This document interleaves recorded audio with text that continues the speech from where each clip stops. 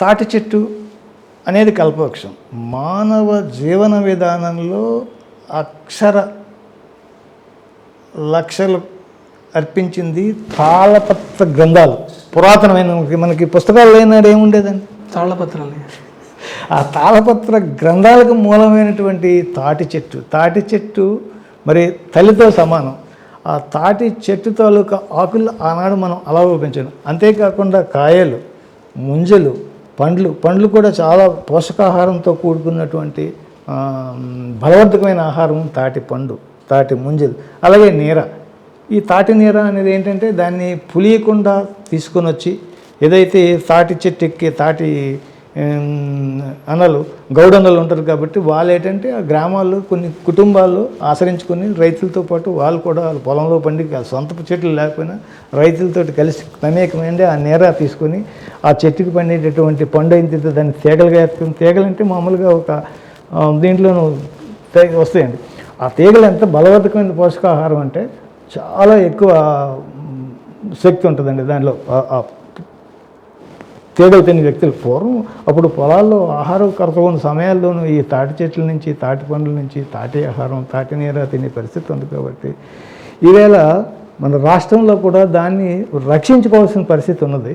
ఎప్పటికీ తమిళనాడు కోట్లాది తాటి చెట్లను ఏర్పాటు చేసే పరిస్థితి ఉంది. అలాగే తెలంగాణలో కూడా ఈ ఇటీవల ఎన్ఆర్జీఎస్లు చెరువులు లోతు ఈ ఏటలు ఇట్లా గట్టుల మీద అది వేస్తున్నారు. కాబట్టి 6-7 సంవత్సరాల కల్లా దానికి తాటి నీరతో పాటు తాటి పండ్లు, తాటి కాయలు ఇవన్నీ వస్తున్నాయి. అతికంటే ఎక్కువ విలువైనటువంటి ఎక్కువ ఉష్ణోగ్రతను తగ్గించే శక్తి తాటి కమ్మకు ఉంటుందండి. చల్లగా ఉంటుంది మీకు. ఇప్పుడు ఏసీకి ఎంత ఖర్చు అవుద్దండి. అలాగే మానవాళ్ళు రైతులు పూర్వం పశువుల షెడ్లకి ఉండడానికి ఇల్లులకి టెంట్కి తాటి కమ్మలతోటి తాటి దోలాలతోటి ఉండే పరిస్థితి ఉంది. కాబట్టి తాటి చెట్లను కూడా రక్షించడానికి కేంద్ర ప్రభుత్వం అన్ని రాష్ట్రాల్లో విస్తృతంగా మరి తాటి టెంక ఉంటుందండి.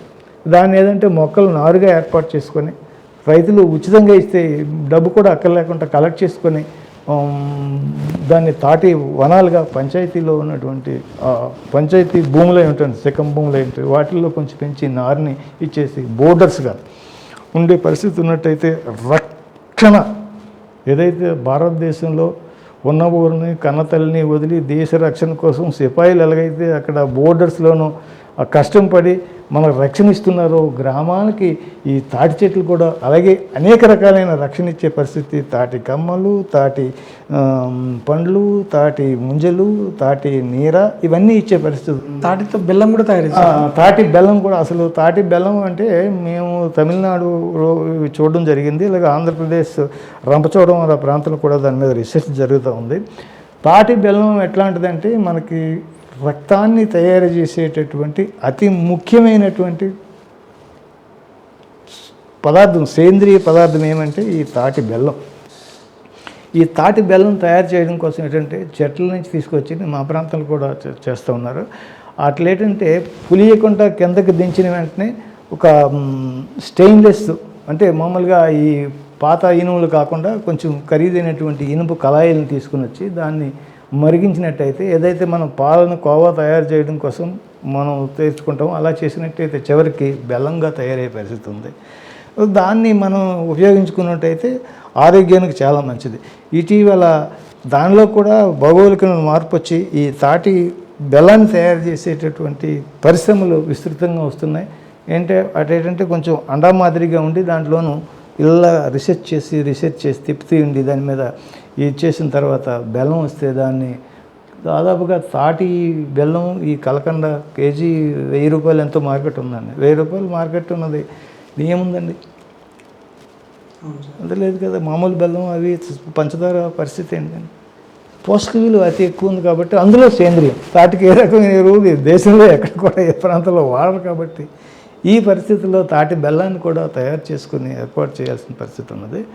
అలాగే ఇప్పుడు ఏదైతే ఈ తాటి నీరాకు కూడా అంటే పోషకాలు ఉన్నాయి కాబట్టి దాన్ని పులిసిపోకుండా చక్కగా అందించే పానీయాలకు కావాల్సినటువంటి ఈ పరిశ్రమలు కూడా రావాల్సిన పరిస్థితి ఉంది. ఇప్పుడు ఈ కొబ్బరి నీర కేరళ అట్లాంటి పరిస్థితులు ఉందో వాటన్నిటికి కూడా అవకాశం ఉండి గ్రామం స్వయం సమృద్ధి చదివి ఏదైతే ఈ రక్షణ కవచంగా ఉండేటువంటి గ్రామ శకం భూముల్లో ఈ దానికి ఏంటంటే ఇది చెరువు గట్లపైన పెంచినట్టయితే అవి కూడా ఉపయోగకరంగా ఉండే పరిస్థితి ఉంటాయి. అలాగే తాటి తీగల నుంచి వచ్చేటటువంటి అవన్నీ మనం ఏం చేసుకుంటే కొంచెం ఎండబెట్టి పౌడర్ చేసుకుంటే మీరు అన్నారు ఇందాక ఏదో దోశలు తర్వాత ఈ ఇడ్లీలు ఇట్లాంటి దాన్ని కూడా తయారు చేసుకోవడానికి మరి కావాల్సిన ప్రత్యేక పరిస్థితులు అయితే ఈ తాటి చెట్టుకు ఉంది. కాబట్టి కేంద్ర రాష్ట్ర ప్రభుత్వాల్లో దేశంలో ఎక్కడైనా సరే తాటి చెట్టును కొడితే మరి ₹1,00,000 ఫైన్ విధించే విధంగా చట్టం తీసుకురావాలి. ఇప్పుడు ఆల్రెడీ తమిళనాడులో ఇది ప్రారంభమైంది, తమిళనాడు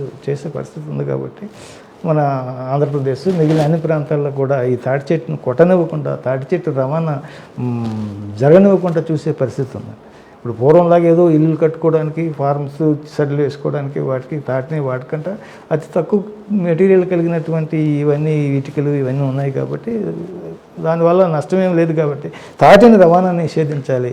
ఫారెస్ట్ అధికారులకి తర్వాత రైస్ మీద ఇదేదే కర్రల మిల్లుల వాళ్ళకి కూడా ఒక ప్రత్యేకమైన తాకీదు పరిచి మరి తాటి చెట్టుని కొట్టినట్టయితే మరి శిక్ష విధించే విధంగా మనం దీని చట్టం జీవో తీసుకురావాలని నేను అభ్యర్థిస్తున్నాను.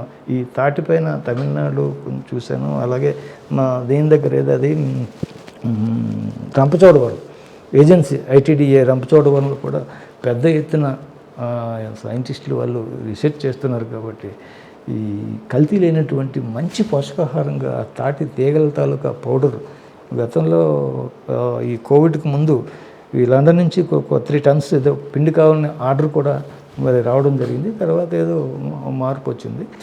ఆంధ్రప్రదేశ్లో కూడా తాటి చెట్లను కొడితే తాటి చెట్లని ఈ ఎన్ఆర్ఈఎస్ చెరువు గట్ల పైన ఈ పంచాయతీ మిగులు భూముల్లోనూ వాటిని పెంచాలి. వాటిని పెంచినట్టయితే మనకి చాలా ఇది మనకి ఇప్పుడు ఉంది భౌగోళిక పరిస్థితి. మీరు పైన బాగా హీట్ వస్తుంది. ఆ హీట్కి వేసుకోవాలంటే ఈ తాటికమ్మలు అప్పటికప్పుడు పచ్చిగా ఉన్న తాటికమ్మలు తీసుకుని వచ్చేసినట్టయితే ఆ నెల మనకి మే ఏప్రిల్ ఎండలు తాకిడి కూల్ చేసే పరిస్థితి ఇటువంటి ఈ రూఫ్ టాప్స్లో కూడా మేడ మీద కూడా వేసుకున్నట్టయితే చల్లదనం ఇచ్చే పరిస్థితి ఉంది. ఇదైతే పూర్వం మనకి తాటి ఆకుల ఇళ్లలో ఉండేవాళ్ళం కాబట్టి ఆ చల్లదనం మళ్ళీ రాబోయే రోజుల్లో వస్తుంది. ప్రత్యేకమైన మార్పు వచ్చి ఆ తాటి కమ్మకు కూడా విలువ వచ్చే పరిస్థితి ఉంది. ఆ 2-3 నెలలు దాన్ని ఆ ఎండాకాలంలో ఉపయోగించుకుంటూ తర్వాత భౌగోళికంగా అది ఏ రకమైన పర్యావరణానికి హాని కలగదు. ఇమీడియట్గా మట్టిలో కలిసిపోయే పదార్థమే కాబట్టి తాటికి ప్రాధాన్యత ఉంటుంది. డెఫినెట్గా దాని మీద శ్రద్ధ తీసుకోవాలని చెప్పేసి నేను కోరుతూ మరి తాటి చెట్టు కొడితే శిక్ష విధించే విధంగా చట్టం తీసుకురావాలని నేను కోరుతున్నాను.